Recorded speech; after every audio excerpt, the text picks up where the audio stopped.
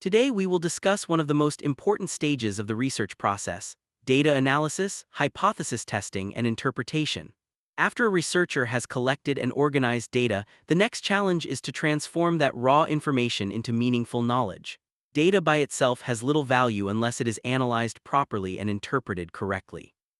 This unit explains how researchers analyze quantitative and qualitative data, test research hypotheses, and draw valid conclusions from their findings. Mastery of this stage is essential because the credibility of a research study largely depends on the quality of its analysis and interpretation. Data analysis strategies.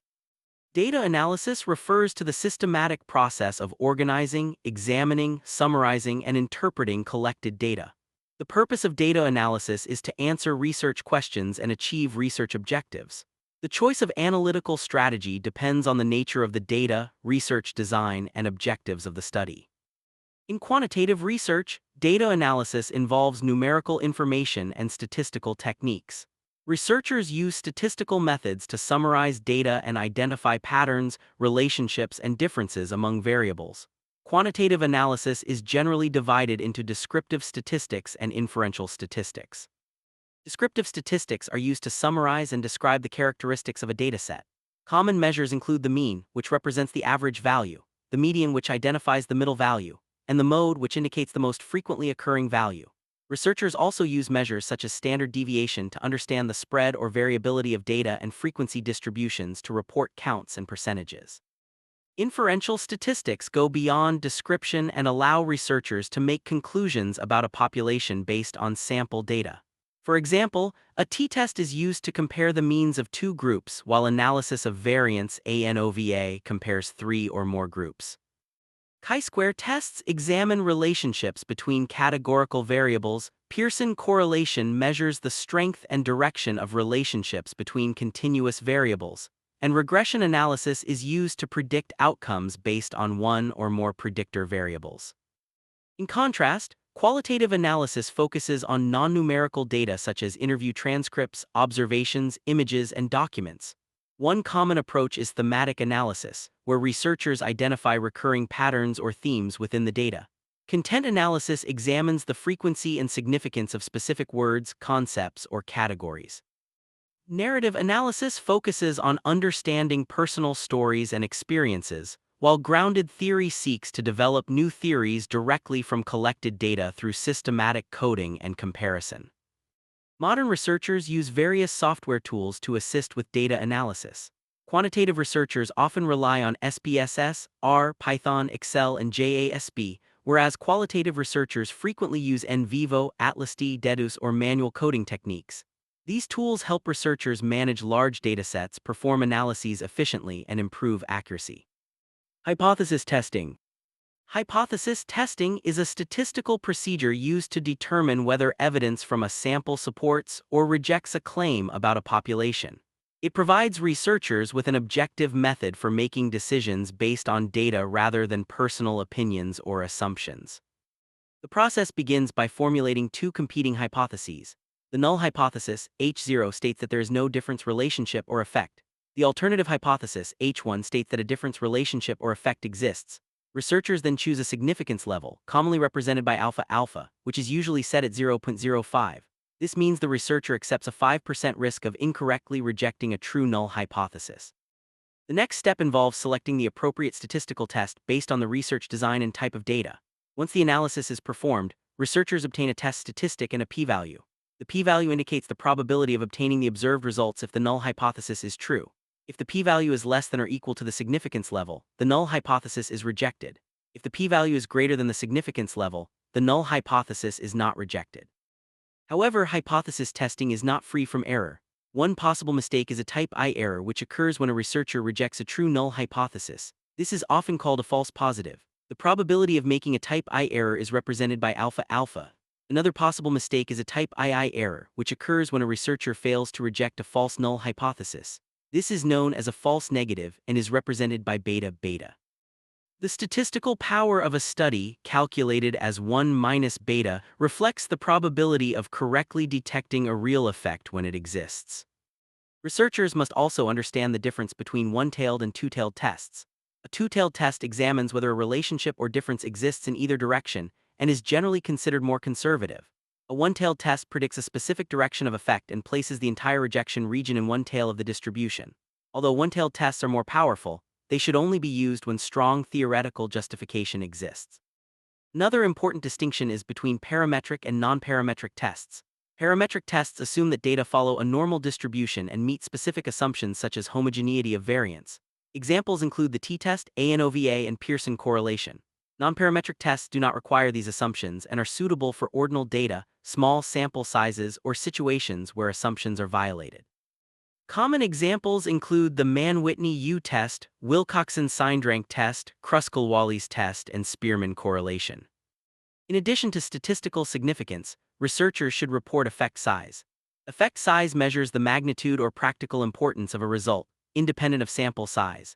Common measures include Cohen's d, eta squared eta 2, and correlation coefficient R. Reporting effect size helps readers understand whether a statistically significant result is also meaningful in real-world contexts. Interpretation of data. Once analysis is complete, researchers must interpret the findings. Interpretation involves explaining the meaning of results, connecting them to research questions, and discussing their implications. While the results section presents what was found, interpretation explains why those findings matter. In quantitative research, interpretation involves examining whether hypotheses were supported, comparing findings with previous studies, evaluating effect sizes, and discussing confidence intervals. Researchers should consider both statistical significance and practical significance. A statistically significant result may not always have meaningful practical implications if the effect size is very small. In qualitative research, interpretation focuses on understanding themes, patterns, and meanings within the data. Researchers often use techniques such as member checking, peer debriefing, triangulation, negative case analysis, and reflexivity to strengthen the credibility of their interpretations. These techniques help ensure that conclusions accurately reflect participants' experiences and perspectives. Effective interpretation also requires researchers to place findings within a broader theoretical and practical context. Unexpected results should be discussed openly, and possible explanations should be explored. Researchers should explain how their findings contribute to existing knowledge and identify implications for policy, practice, or future research. Precautions in interpretation. Researchers must exercise caution when interpreting data. One common mistake is overgeneralization, where conclusions are extended beyond the population or context actually studied. Findings should only be generalized when appropriate evidence supports such claims. Another important precaution is avoiding confusion between correlation and causation. Just because two variables are related does not mean that one causes the other. Only well-designed experimental studies can provide strong evidence for causal relationships.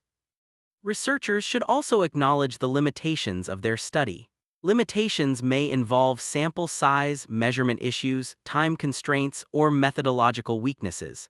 Being transparent about limitations increases the credibility and trustworthiness of research. Bias is another major concern. Researchers should strive to remain objective and consider alternative explanations for their findings. Presenting only evidence that supports a preferred conclusion can lead to misleading interpretations.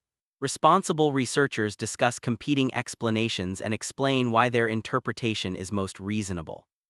For example, suppose a study finds a statistically significant positive correlation between social media use and anxiety levels. A responsible interpretation would state that increased social media use is associated with higher anxiety levels, but it would avoid claiming that social media causes anxiety. Other factors, such as poor sleep quality or existing mental health conditions, may influence both variables. Case study illustration. Consider a clinical trial designed to evaluate a new medication for hypertension. The null hypothesis states that there is no difference between the medication and a placebo. The significance level is set at 0.05 and an independent samples t-test is conducted. The analysis produces a p-value of 0.03. Because the p-value is less than 0.05, the null hypothesis is rejected. The researcher concludes that the medication significantly reduces systolic blood pressure compared to the placebo. The effect size represented by Cohen's d is 0.4, indicating a small to moderate effect. From a practical perspective, the medication reduces blood pressure by approximately 5 millimeters of mercury mmHg, which may have meaningful public health benefits. However, the researcher must also consider limitations. The study followed participants for only 8 weeks and included adults younger than 65 years of age.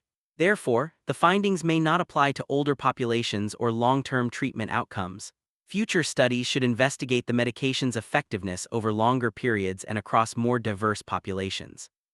This example demonstrates how researchers should combine statistical results, practical significance, limitations, and future recommendations when interpreting findings. Conclusion. Unit IV represents the analytical heart of the research process. Through data analysis, researchers transform raw information into organized evidence. Hypothesis testing provides a systematic framework for evaluating claims and making decisions based on probability rather than assumptions. Understanding concepts such as significance levels, p-values, type I and type II errors, effect size, and statistical power is essential for conducting rigorous research. Interpretation is equally important because it gives meaning to analytical results and connects findings to broader theoretical and practical contexts. Researchers must avoid overgeneralization, distinguish correlation from causation, acknowledge limitations, and remain objective throughout the interpretation process.